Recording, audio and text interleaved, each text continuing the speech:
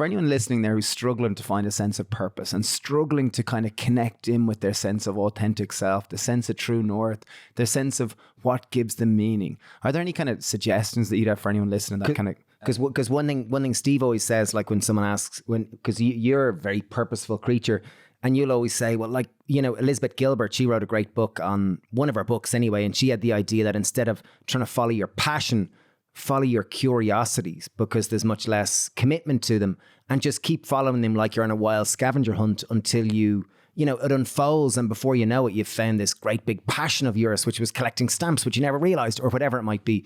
And I thought that was a really lovely analogy, which you used to talk about. And I wonder if you've got any kind of thoughts in that kind of context of someone that's looking for their passion. Like, it's the start of a new year, there's great opportunities, people go, oh, great, right, here we go, 2022 is going to be my year. What's the answer, Jeff? Well, I also subscribe to that curiosity thread. I think it's a great one. You know, you don't always have to have the clear goal in mind, because life really is process and not product. In fact, the product is the process. So I would...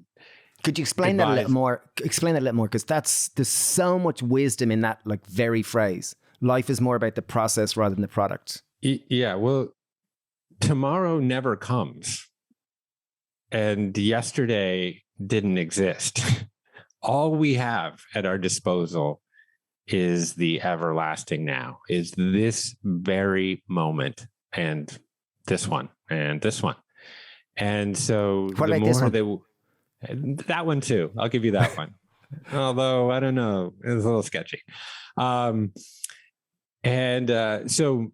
you know, when we are living only in the future, then we're not here.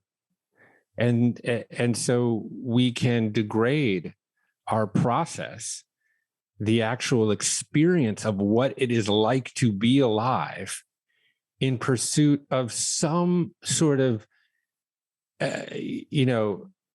intangible future that may or may not come to pass. So, I think, day to day, moment to moment, how are you going to focus your attention? Because when you really dissect what it is like to be human and these notions of free will, you didn't choose your parents, you didn't choose your genetics, you didn't choose the environment or the era in which you were born, you didn't choose the religious or economic or cultural systems of your country. You didn't choose a lot of these things. You didn't choose all the chains of prior causal events that, then instantiate the realities of your life. You didn't choose serendipity and randomness that might happen to occur at any moment. But you do have some agency. And that agency, as far as I can tell, is where we focus our attention moment to moment. So ask yourself that seminal question, if you're listening and going into this year: where am I focusing my attention moment to moment?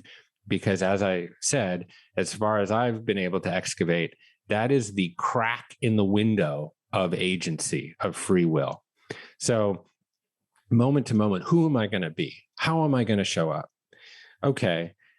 Then there is obviously goals and projects and what I might call sort of the contents of consciousness. If we're living just kind of as pure consciousness all the time, moment to moment, well, it's hard to have friends and make plans and run businesses that way, so we're balancing between living within this kind of field of awareness and being very present and being kind of cultivating this sacred, non-judgmental presence with the contents of consciousness. How are we going to plan the projects of our life? So, when you brought up manifesting, there is this notion, and this is something I think Wayne Dyer probably brought first into my awareness, but this idea of two concepts of manifesting. One is manifesting from the end. So what does that mean? It's getting very, very clear about a particular project or business or relationship or goal in yourself, and really getting a lot of fluency around what that is and what that looks like and what that means, and then manifesting from the end. So every day when you wake up, you really are just chopping wood and carrying water in service of this very clearly identified mission. Because when you are focused around mission, you're generally designing that in alignment with your highest principles. Okay. Like, I want to have an impact. I want to bring wellness modalities and meditation and personal growth and regenerative agriculture, all these things that I'm focused on. I want to bring them to 1 billion people. That's a great goal to have. There's nothing wrong with having that goal. But because every day when I wake up, I'm really just chopping wood and carrying water in service of that goal. And so it doesn't become confusing, and I can then really focus on process. So I would say, get really clear about where you want to go. And then Wayne Dyer also brought this other concept of manifesting, which is you don't need to manifest anything into your life. You need to manifest who you already are. And at first that rings a little woo-woo to me, to be honest. But there is great wisdom in it. We obviously all need to have our basic needs met. We need food, we need water, we need shelter, we need clothes, we need belonging. We need a sense of self-worth. And those are qualities that we all need to establish as lower ends of the pyramid on this hierarchy of needs.